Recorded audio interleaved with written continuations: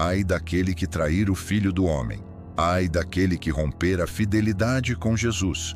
O nome de Judas é lembrado até hoje como sinônimo de traição, mas a dura verdade é que essa mesma traição pode, sim, acontecer em nossas atitudes, escolhas e omissões. Judas traiu com um beijo. Nós, muitas vezes, traímos com o silêncio, com a frieza, com a negligência espiritual. Por isso, te convido a permanecer até o final desta meditação.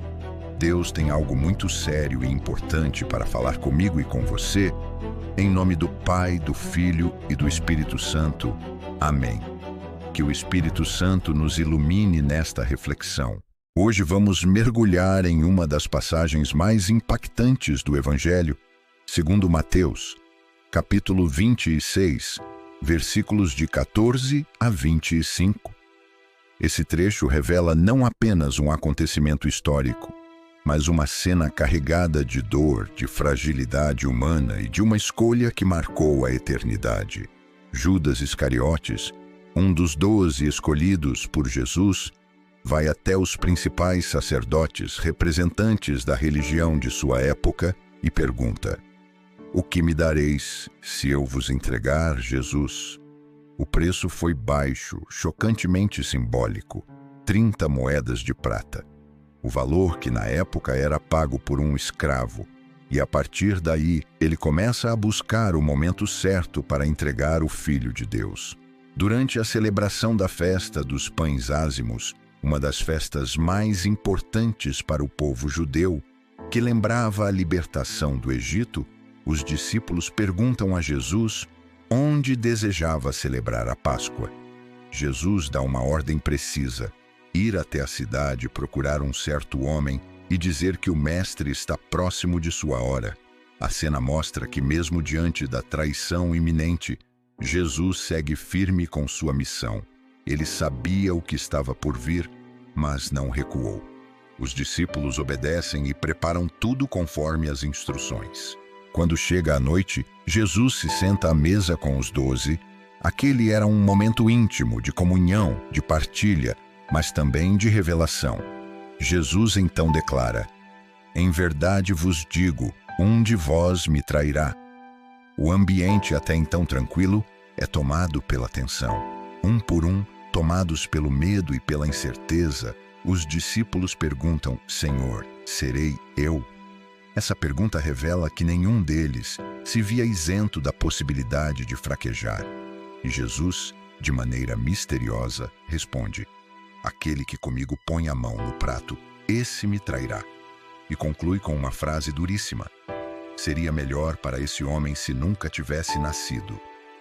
Judas, então, olha nos olhos de Jesus e pergunta: "Mestre, por acaso sou eu?" E Jesus responde com firmeza: "Tu o disseste." Essa cena precisa nos fazer refletir profundamente. Será que, em algum momento da nossa vida, também estamos traindo Jesus? Será que com nossas atitudes, palavras e decisões não estamos fazendo o mesmo que Judas? Abra sua Bíblia em Hebreus 6, versículos de 4 a 6.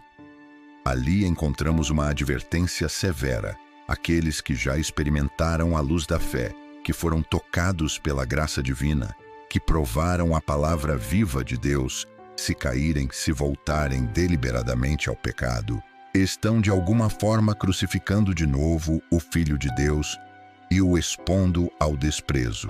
Isso não é apenas simbólico, é real. Nossa infidelidade tem peso, nosso pecado tem consequência.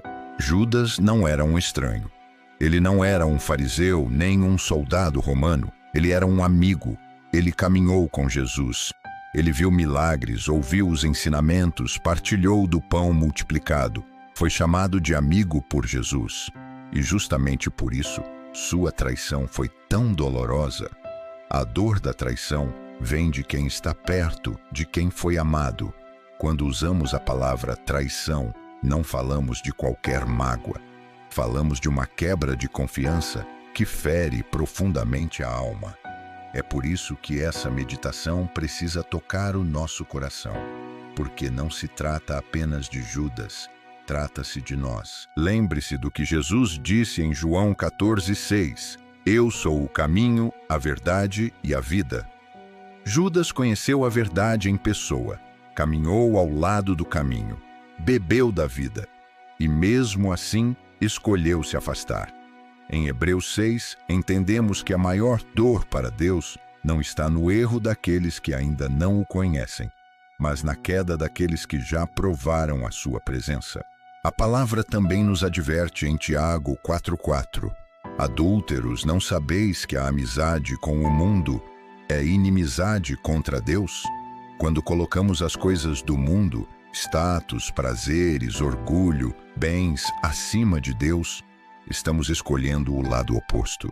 Estamos negando nossa fidelidade. Estamos dizendo que o brilho do mundo é mais atraente que a luz de Cristo. Quantas vezes, sem perceber, trocamos Jesus por uma recompensa passageira? Judas trocou por 30 moedas. E nós por quanto temos trocado?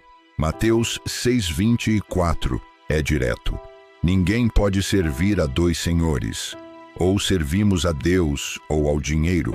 Essa escolha define nosso destino eterno.